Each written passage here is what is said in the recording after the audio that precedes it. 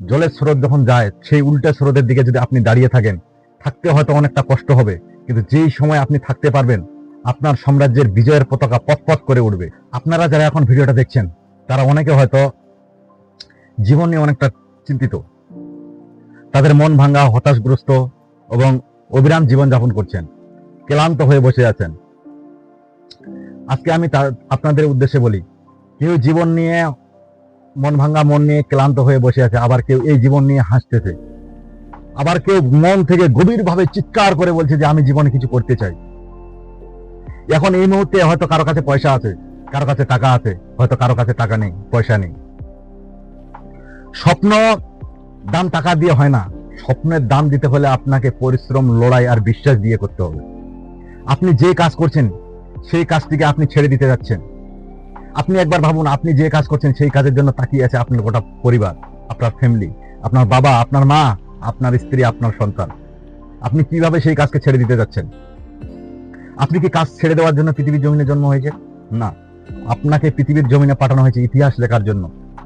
আপনি সামান্য একটু ভয় পেয়ে হাল ছেড়ে দিতে যাচ্ছেন? না, আপনাকে হাল ছেড়ে দেওয়া যাবে না। এই পৃথিবীর জমিনে ফ্রিতে কোনো কিছু পাওয়া যায় না মেরা দোস্ত।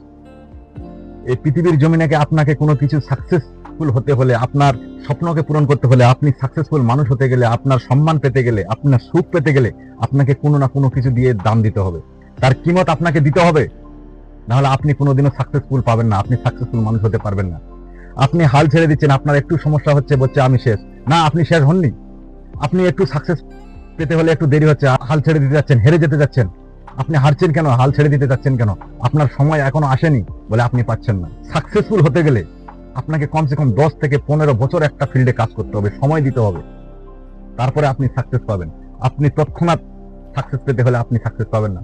আপনি সাকসেস পাচ্ছেন না, আপনার টাইম আসেনি তাই আপনি সাকসেস পাচ্ছেন না, আপনি ভয় পেয়ে যাচ্ছেন। আপনি হেরে যাচ্ছেন, বলছেন আমি শেষ হয়েছি। না, আপনি শেষ হননি। আপনার এই মুহূর্তে, এই অবস্থায় এখনই আপনাকে ডিসিশন নিতে হবে, শপথ করতে হবে। আমার সামনেই আপনাকে শপথ করতে হবে যে আমি এই পৃথিবীতে এসেছি এই কারণে যে আমি এই পৃথিবীতে একটা ইতিহাস গড়ব।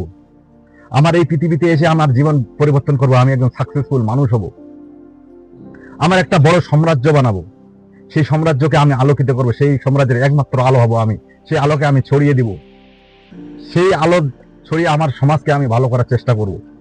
আপনি দেখবেন কিরকম করে সাকসেস পাচ্ছেন না, আপনি সাকসেসফুল হয়ে যাবেন। আপনারা চুপ করে থাকবেন না।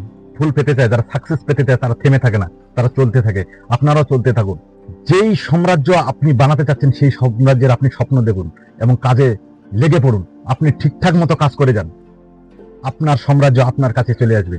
একটা কথা মনে রাখবেন, যখন হাল ছেড়ে দিচ্ছেন তখন আপনারা হালেই ছেড়ে দিচ্ছেন।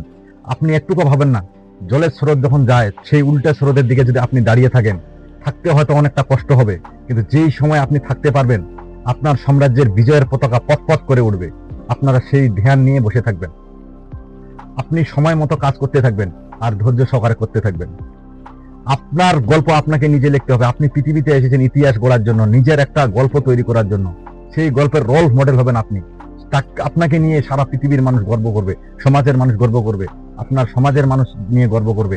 আপনার পাশে থাকবে আপনার একটা ব্র্যান্ড, যে ব্র্যান্ডের নাম হবে আপনি নিজেই। আপনাকে মানুষের ব্র্যান্ড হিসেবে চিনবে। সেই স্বপ্নগুলো ভুলে গিয়ে আপনি হাল ছেড়ে দিতে যাচ্ছেন। না, আপনাকে হাল ছেড়া যাবে না। আপনার গল্প আপনাকে নিজে তৈরি করতে হবে। সেই গল্প তৈরি করার জন্য দাঁড়িয়ে আছি আমি। আপনাকে আমি গাইড দেবো, আপনারা জীবন তৈরি করবে। সে হাল ছেড়ে দিবেন না। হাল ছেড়ে দেওয়ার আগে নিজের ফ্যামিলিকে একবার ভাবুন, যে ফ্যামিলি আপনার জন্য স্বপ্ন দেখছে, যে ফ্যামিলির আপনার জন্য ড্রিম হয়ে দাঁড়িয়ে আছে,